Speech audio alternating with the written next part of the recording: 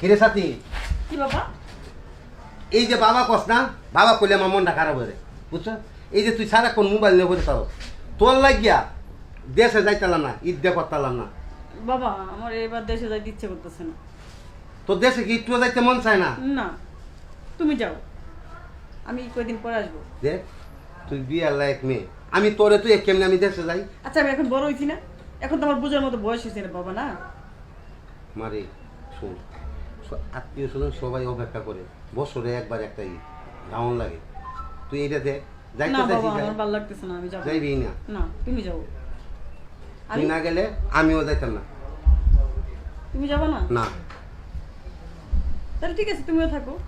এই তো আমার লক্ষ্মী, আমার এই মেয়েটা থেকে আমি দেশে যাইতে পারি কখনো? আচ্ছা মা, তোমার লক্ষ্মী বাবা। একটা কাজ করি, আমার না একটু চায়ের নিচে আছে, আমি একটু বাজারে আচ্ছা, ঠিক আছে। একটু চা পান খাই, আর বন্ধু বান্ধব একটু দেখা করি। আচ্ছা ঠিক আছে হ্যাঁ, বাবা। সবাই তো দেশে যাইবো গা, যাই একটু আচ্ছা, দেরি যাও। হইব আসতে, তুমি আবার মনে কিছু নিও না। হ্যাঁ আচ্ছা বাবা। আসি না? আচ্ছা তাড়াতাড়ি এসো কিন্তু বাবা। আচ্ছা। এ আবুল, জি ম্যাডাম। এদিকে আয় তো। ম্যাডাম কোন? আর ওদিকে বসে কেন? ও, এখানে এখানে বসে। এই ছো- ছো- আরে নিচে বসতেছো কেন? এখানে বসো। কোন কি করবেন কোন? আমার কাজ আছে মেলা। এই শোনো, তোমার জন্য আমি দেশে যাই না ঈদে, কারণ আমি জানি তোর এই জিনিসটা অনেক বড়, অনেক মোটা।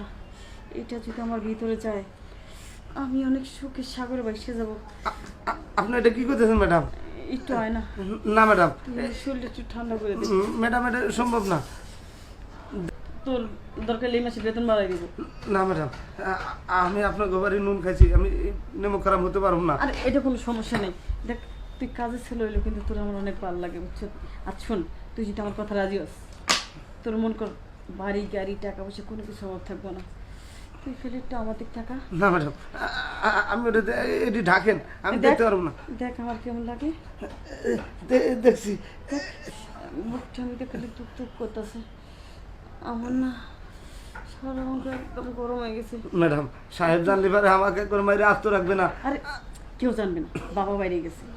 আমার চাকরিও থাকবে না। তো চাকরি থাকলেও নয়, এটা কি বাবা জানবে?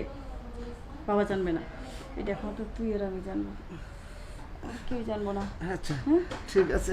আর তোর এই মাসে 10,000 টাকা স্যালারি বাড়াই দিব। হ্যাঁ 10,000 টাকা ভাড়া শোন, দিন।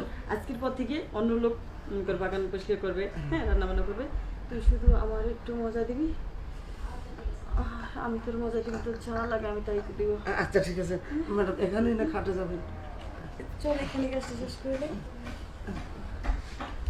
শোন, আজকে কিন্তু আমার অনেক মজা দিবি। আচ্ছা ঠিক আছে।